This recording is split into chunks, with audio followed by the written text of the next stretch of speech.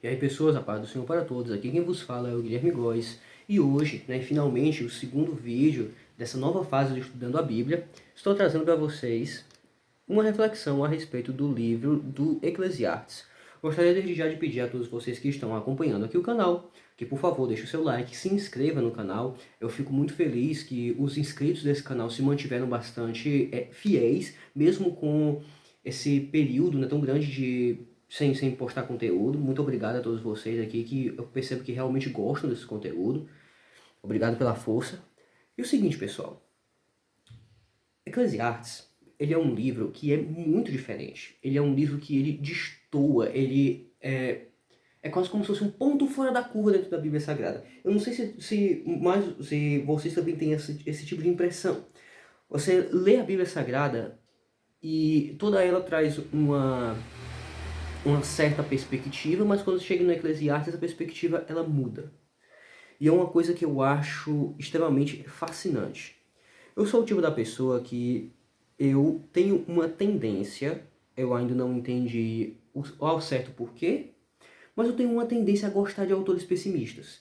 Eu sou uma pessoa que eu estudo muito poesia, eu sou apaixonado por poesia.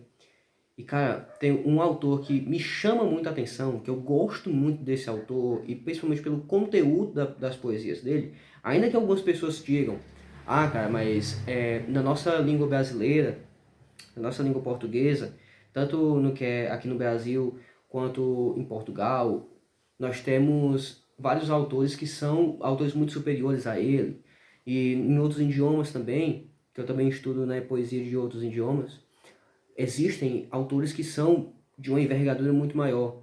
Só que o conteúdo da poesia de Leonardo Bartião, que inclusive é analfabeto, é um negócio que me chama a atenção, que consegue me tocar, que mexe muito comigo, justamente pela essa carga pessimista que ele traz. Você vê que são poesias que falam muito de sofrimento, que falam muito de morte, que você tem essa visão da natureza, por um lado como sendo progenitora, a natureza como sendo mãe, e ele trata isso de várias formas, né? Ele traz isso de várias perspectivas diferentes, traz vários símbolos de como a natureza ela cria, entendendo a natureza como uma espécie de uma entidade, só que ela não é uma mãe carinhosa, ela é uma mãe cruel, é um negócio que ele traz muito isso. Fala de doença, é um negócio... Cara, por algum motivo essas coisas me chamam a atenção. Eu gosto muito do Machado de Assis. Machado de Assis é o nosso maior... É o maior autor da nossa literatura brasileira. É o Machado de Assis. E o Machado de Assis também é um autor muito pessimista. Você vê que em todos os livros do Machado de Assis, se não todos, mas na maioria, os personagens eles sempre terminam ou de maneira trágica ou de maneira tragicômica. Nunca termina de um jeito que você... Meu Deus do céu, cara, se resolveu absolutamente tudo. Os problemas foram solucionados. Essas pessoas saíram de um ponto baixo e agora estão em um ponto elevado. E elas encontraram sua plenitude. Não, os personagens de Machado de Assis, eles começam em um ponto, às vezes um ponto não moralmente, mas socialmente alto, e eles terminam desgraçados, ou eles terminam bem por um lado e muito mal por outro. Isso acontece demais. E, cara, eu sou fascinado por esse tipo de história. Por algum motivo, eu não sei por quê. E Eclesiastes, ele é o único livro na Bíblia, o único livro da Bíblia que te traz, do começo ao fim, uma visão materialista, uma visão de mundo materialista e, obviamente, ao mesmo tempo, pessimista. Não é interessante, cara, a gente ver que há esse contraste entre o Eclesiastes e os outros livros da Bíblia? Quando você compara, por exemplo, o conteúdo do Eclesiastes com o conteúdo apresentado nas cartas de Paulo, onde Paulo ele diz, por exemplo, por isso não desfalecemos, pois ainda que o nosso homem exterior se corrompa, o interior contudo se renova a cada dia, não atentando nós para as coisas que se veem, mas para as que se não veem, porque as que se veem são temporárias, mas as que se não veem são eternas. Algumas pessoas ainda têm dúvida. Para mim parece bastante óbvio que o pregador do Eclesiastes realmente trata-se de Salomão. ele nunca coloca a transcendência como uma peça, como sendo algo necessário. Talvez necessário não seja o termo correto, mas seja algo que seja relevante, que seja algo importante dentro da lógica que ele está trazendo. Até quando ele vai falar de morte, ele nunca coloca na perspectiva o céu ou o inferno. Ele nunca coloca uma vida após a morte. Tanto que ele vai dizer que assim como morre o sábio, também morre o tolo. Assim como morre o rico, também morre o pobre. Assim como morre o bom, também morre o mal. Todos eles, assim como morre qualquer animal, ele vai estar trazendo essa perspectiva, todos eles morrem. E quem pode dizer que o fôlego do homem vai para cima e que o fôlego do animal vai para baixo? Ele vai trazer esses tipos de pensamento dentro do escrito dele. Agora, cara, o que nós podemos perceber? Que é uma pessoa que está passando por uma crise muito grande, onde inclusive a própria fé dele se tornou materialista. Isso é uma coisa que eu acho importante, né, da pessoa analisar, porque ele tem fé em Deus, ele acredita em Deus, só que ele carece desse sentido transcendente para a própria vida, e ele vai estar buscando, né, sentido em várias coisas, e ele não consegue encontrar sentido para a sua existência no plano material. E aí nós encontramos, cara,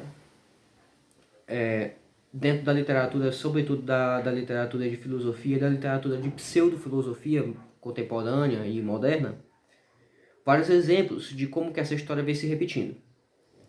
De forma diferente da de Salomão. Porque nos autores da filosofia moderna e contemporânea, o que normalmente acontece é um caso de rebelião declarada a Deus. Então, não é que a pessoa ela esteja passando por um momento de crise de fé. Não, ela está negando a fé. E isso está causando essas crises existenciais dela. Quando você vê, por exemplo, né, o que foi a história, como que foi todo o sofrimento e a trágica história de Friedrich Nietzsche, de Karl Marx e de sua família. Nós vemos, cara, que são pessoas que foram arruinadas por esse tipo de visão materialista, que é bem mais radical, né, do que nós vemos no Eclesiastes, mas que é uma coisa que é fonte de sofrimento. O materialismo, ele de fato, ele é uma fonte de sofrimento. E quando você começa a conceber o mundo inteiro como algo simplesmente como algo material, que você se entrega à tentação da carne. Mas o que é a tentação da carne, cara? É aquela tentação de você achar que aquilo que você capta pelos seus sentidos é tudo aquilo que existe. Aquilo que tu consegue enxergar, aquilo que tu consegue ouvir, o que tu consegue sentir com o teu tato, o que você consegue degustar, isso é tudo que existe. Quando você se entrega a isso, tu passa a viver uma vida semelhante à vida de um animal. O problema é que tu não é um animal, cara. Então tu nunca vai se sentir pleno, você não vai estar pleno se estiver usando a linguagem da parábola do filho pródigo em meio aos porcos, se alimentando da comida deles. Porque isso não é próprio do ser humano. Às vezes pode ser complicado. Pode ser complicado da pessoa entender. Ou no caso da pessoa começar a olhar para o lugar certo. Porque depois que a pessoa fez isso uma vez, ela dificilmente vai cometer o mesmo erro de forma sistemática. Ela pode cometer o erro, né, de forma pontual, pode voltar a olhar a vida de forma materialista, achar que tudo é um absurdo, tudo é uma vaidade, de forma pontual. Você vai passar por algumas pequenas crises, mas tu nunca vai ficar passando por isso por longos períodos de tempo e sem ter perspectiva de como solucionar o teu problema. Que é você entender aqueles princípios que regem toda a nossa realidade, que regem todo o universo, e que são princípios eternos. E que isso sim, não podemos dizer, cara, não é vaidade, não é efêmero, nada disso é fugaz, justamente porque são coisas que existem desde antes do universo e vão continuar existindo, cara, mesmo depois de que tudo aquilo que é corruptível finalmente se corrompa.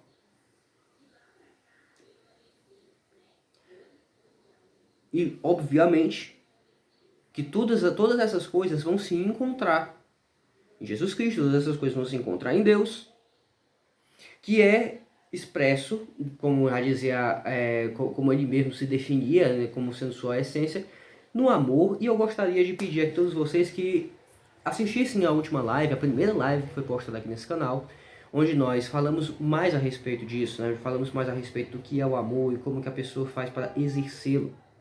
Mas é aí onde nós entendemos, cara, que as nossas ações, elas não necessariamente precisam ser coisas fugazes, não necessariamente precisam ser ações que vão ter apenas uma duração e um significado momentâneo. Que aquilo que nós fazemos, inclusive aquilo que nós sentimos, também não precisa ser algo que vai durar apenas por um instante, ou que vai durar apenas pelo curto período da nossa vida, mas é algo que pode se estender para a eternidade. Dependendo de como que você olha a situação, dependendo de como que você trata e de quão mais humano é você. Porque, obviamente, se tu agir como um animal, a ação do animal pode até ter algum significado, talvez tenha algum significado, dependendo do ponto de vista do ser humano que observa aquilo ali. Mas, cara, pro animal, o animal é um ser que é totalmente escravizado pelos seus instintos. Enquanto o ser humano tem uma margem de manobra muito maior e consegue entender, né, coisas que estão para além da sua própria existência. Um cachorro, por exemplo, ele nunca vai conseguir pensar a respeito da existência de girafas, ou como que deve ser difícil, talvez, a vida dos golfinhos no oceano. Um gato, ele não consegue parar para raciocinar, cara, como que as corujas caçam à noite. Caramba, tudo isso. O ser humano consegue ter esse tipo de grau de pensamento a respeito de seres que sequer são seres físicos. Poderíamos falar de anjos aqui. Lógico, poderíamos falar de anjos, poderíamos falar de seres espirituais. Mas, cara, o ser humano é capaz de contemplar as propriedades de um triângulo. O ser humano é o único ser que é capaz de contemplar entes matemáticos e conseguir entender a lógica, a complexidade, o significado daquelas coisas que não são coisas materiais.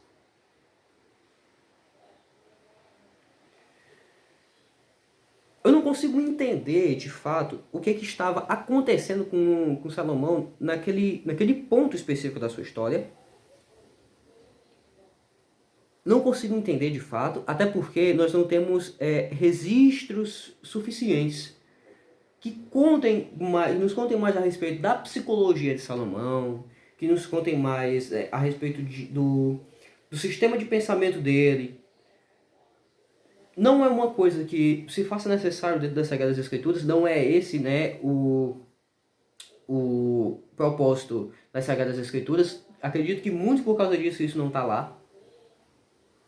E também não é necessário que esse tipo de coisa ocorra para que alguém seja considerado um grande autor, ou um grande pensador, um grande filósofo. Lembremos, por exemplo, de Sócrates. Salomão escreveu 3 livros, Sócrates não escreveu nenhum.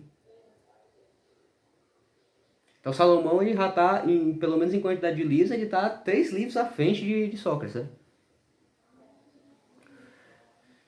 Cara, então assim, para que a pessoa consiga entender o Eclesiastes, obviamente que, cara, para que tu consiga entender qualquer livro da Bíblia, tem que fazer uma exegese da Bíblia completa.